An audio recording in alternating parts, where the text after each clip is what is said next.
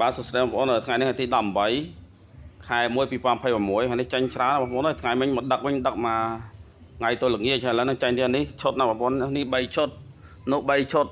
នេះ1ឈុតហើយនេះ5ឈុតលើ2គីឡូ1គីឡូ1គីឡូយប់នេះចាញ់6គីឡូថ្ងៃមិញដឹកឡើងមួយថ្ងៃបងប្អូនអើយសាច់ដួងហើយឥឡូវសាច់ដួងរៀងចង់អស់ទៀតហើយបងប្អូនអើយតាមផ្លែទៀតអស់ទៀតឡើយហើយដោយសារយើងធ្វើតាមអាទិត្យទេបងប្អូនមួយអាទិត្យយើងវាយចេញបានតែ50គីឡូទេ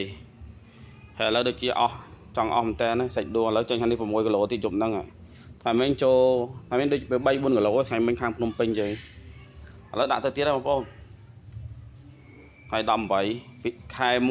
2026ចាញ់ទៀតហើយស្រួលលក់ណាបងប្អូនសាច់ដួងស្រួលលក់មែនតើនោះឥឡូវរៀបចំដាក់ទឹកជ្រលក់ឥឡូវពងហត់ពេលសម្រាប់ទេបងប្អូនអើយយប់ហើយ